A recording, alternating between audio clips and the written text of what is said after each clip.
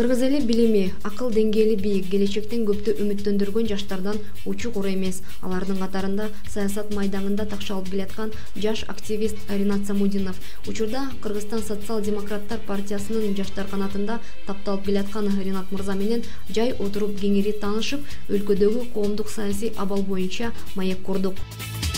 Ринат Самудинов туулган жылы 1986 жыл 2 январь, туулган жери Ысык Көл облусуна караштуу Түп районунун Талды Суу айылы, үй бүлөлүк абалы бойдок.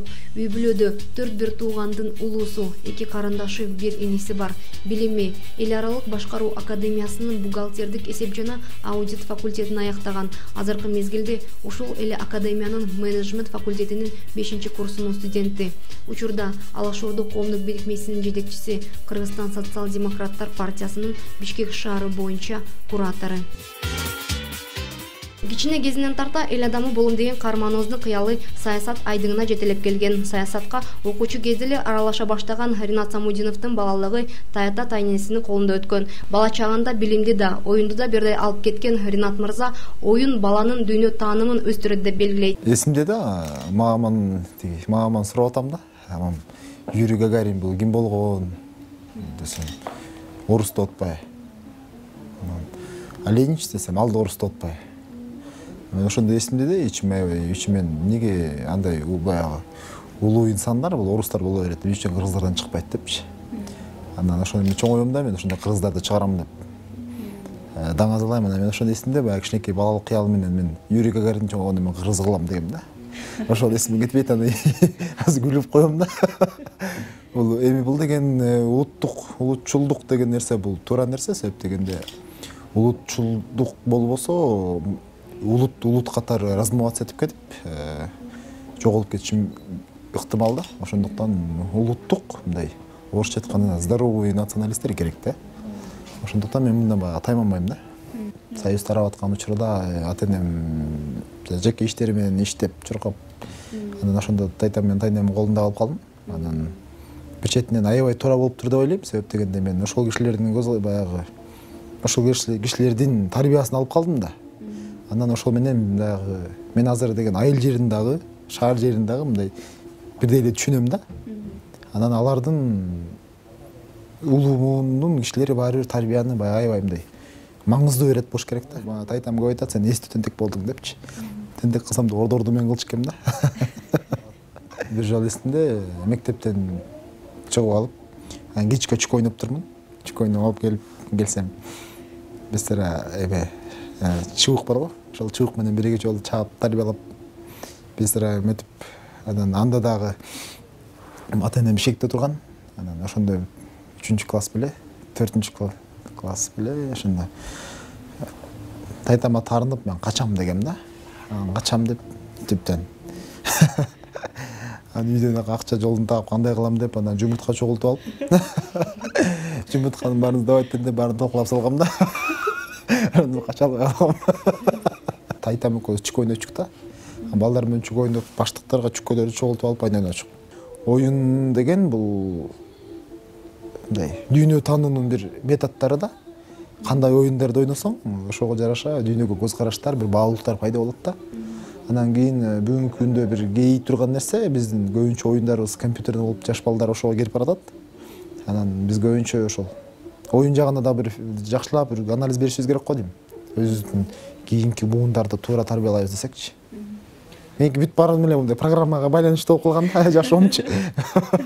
Мектепте болсо жакшы окуган. Түн бир окуумга чейин уктабастан адабий чыгармалардан баштап детектив китептерге чейин калтырчу эмес. Аны менен катар математика сабагына да жакын болчу. Мен математикалык жагынан жакшы өстү, баягы тарбиялаптыр дагы. Анан ошондой кийинчерээк мектепке келгенде көп кагаз жүзүндө, жазуу жүрүндө чыгарчу эсептерди мен ооз эки айтып салчу экем да. Анан бир жолу мен мамамды чакырыптыр. Эмнеге ооз эки айтат, айтып койсуңарбы, тиги жазбайбы депчи. Эл класстын баарын айтып салып атат депчи. 2004-жылы мектепти аяктап, паспорт менен аттестатка ээ болгон соң Ринат Самудинов жеке ишкердикке бел байлайт. Окубай калат го деп санаа тарткан ата-энесинин тилегин орундатып, 2006-жылы жогорку окуу жайга тапшырат. Окууну бүткөндөн кийин мен ишкер болдум. Ишкер болуп, ошо Дордой жагында иш алып бардым. Анан ошол жактан иштеп, бир убакыт келгенден кийин мамдар да коруп калышты. Сен азыр тиги акчага кызыгып алып анан окубай каласың. Окуу. Мен мектеп жүргөндөн бери эле мен өзүм самостоятельный болчумун. 8-класстан баштап эле мен аракет кылып өзүмчө эле бирдеме кыла берчүмүн да. Анан сен окубай каласың, окушуң керек деп, анан жок мен көрөсүңөр го окуйм деп, анан 2006-жылы чечтим дагы. Бардым, өзүм тапшырдым, бүт баарын өттүм, анан үйдөгүлөр чалып айттым, мен өттүм, мына буяка тапшырдым, жумушту таштадым деп баарын жумушту жыйыштырып коюп, анан окууга өтүп, окууга анан саясат жагынан багытын активдүү катыша баштадым ошо 2006-тан бери. Ал эми студенттик күндөрү Ринат мырза бир топ акцияларга катышкан. Алсак 2005-жылкы инкылапта активисттердин сап башында болсо, кийин хипик программасына Кыргызстандын киришине каршы митингге чыгып, максаттары ишке ашкан. Ал эми 2010-жылы апрель окуясында мекен үчүн күйгөн көпчүлүк жаштар сыяктуу эле аянтта болгон. Туугандар чалып атышты, карындаштар мыйлап чалгандар болуп атты. Кетсен дагы эле жүрөсүң бул жакта, эмне кереги бар депчи. Анан өзүбүздүн балдарга команда берип калдык. Ал үйгө жакындабагыла, атышы мүмкүн. Абайлайлы. Элдерди артка тартканга аракет кылалы деп, блокада менен кармап береме кылалы депчи, митинг уюштуралы деп. Анан мен ошондо эле биринчи көргөндө анан тарых музейинин жанынан 92-жылы жаш бала атылды да, эң биринчи.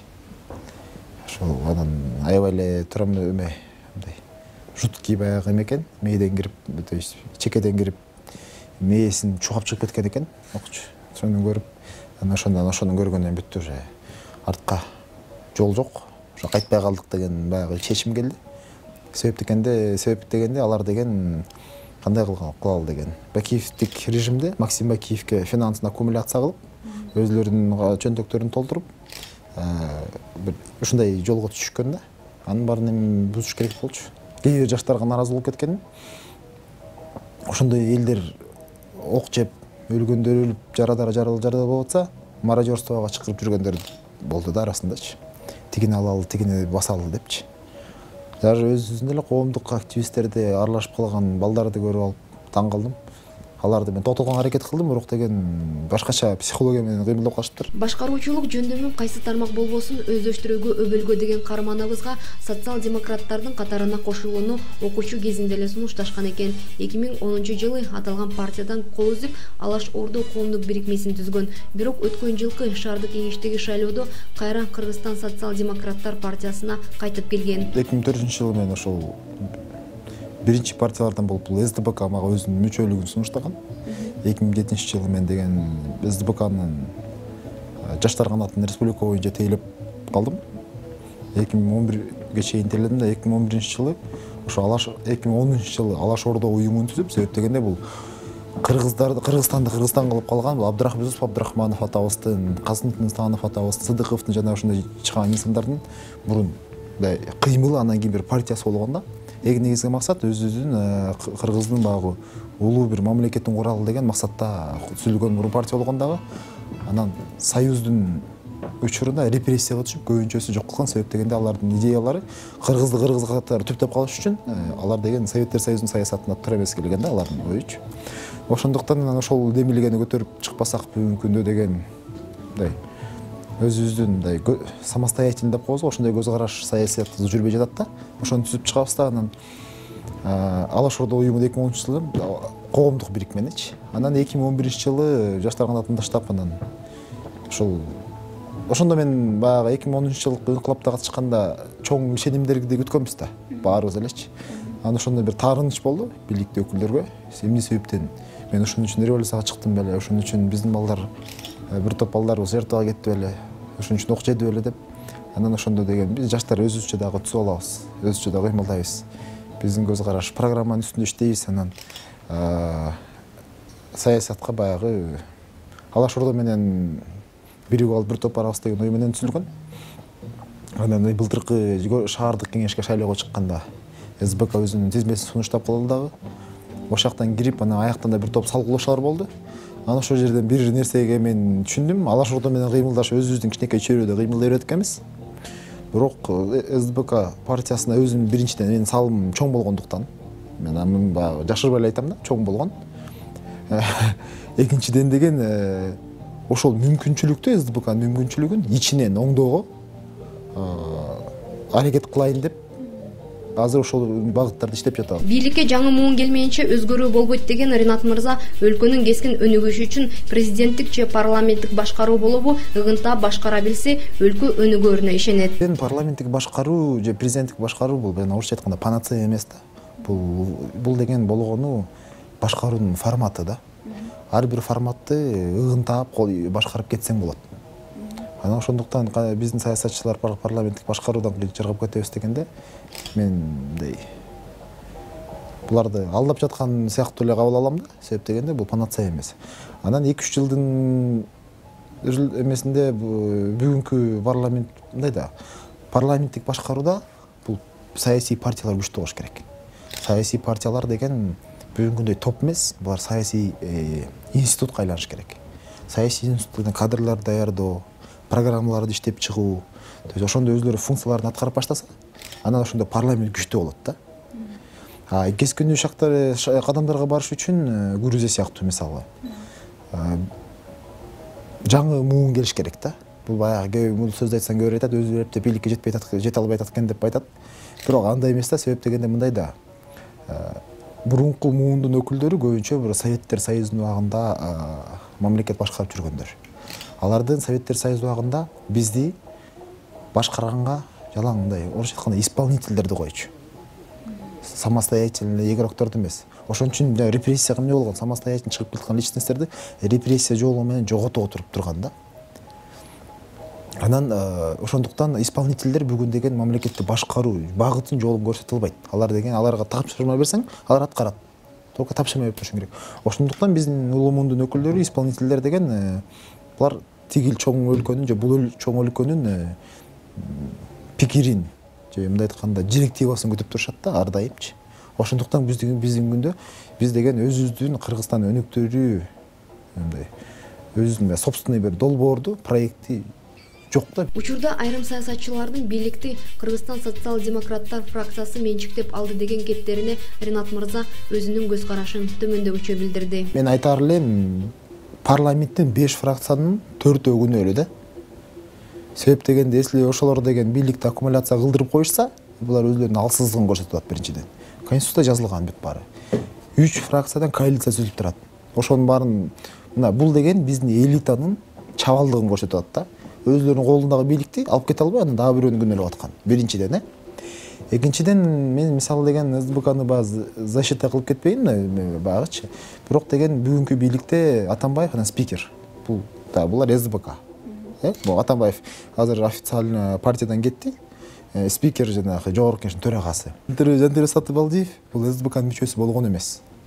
Бул деген баягы СДПКнын сүйлөшүү жолу менен жүргүзүп тартып келген жаңы саясатчыларды СДПКнын атынан түртүп койгондур. Мисалы Темир Сариевди эле билебиз. Бул деген СДПК эмес да.